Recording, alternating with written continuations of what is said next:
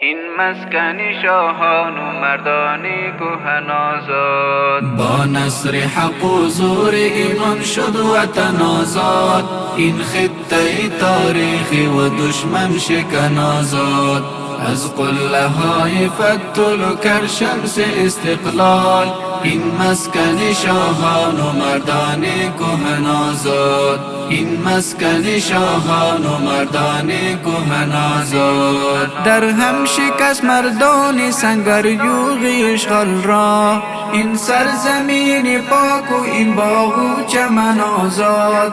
از برکت رزم و جهاد لشکر احرار. سرحد و مرز و رسم و کلتوری وطن آزاد. با نصر حق و زور ایمان شد وطن آزاد.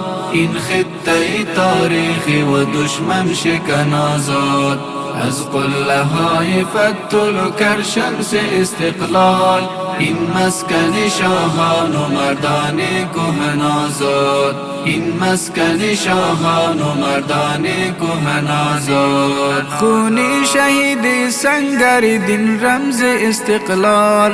از یمن خونی پاکشان دشت و دمن آزاد. اینجا دیگر امنیت و عدل است حکم فرما. از غارت و غصب سپاه اهریمن آزاد. با نصر حق و زور ایمان شد وطن آزاد. این خطه تاریخی و دشمن شکن آزاد. از قله های فتل و کرشمس استقلال. این مسکن شاهان و مردان کهن آزاد. این مسکن شاهان و مردان کهن آزاد. خاکی وطن در امن و گنج و معدنش محفوظ. از شور و آشوب و غم و رنج و محن آزاد.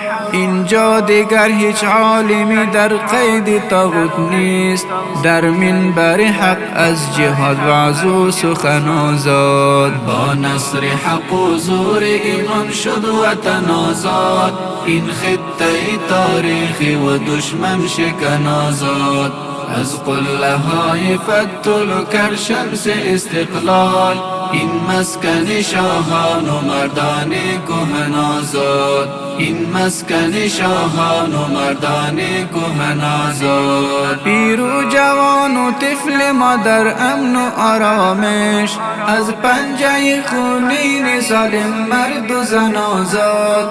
گوید بشارت بهر تو تبریک پیروزی را. ای هموطن ای هموطن ای هموطن آزاد. با نصر حق و زور ایمان شد وطن آزاد.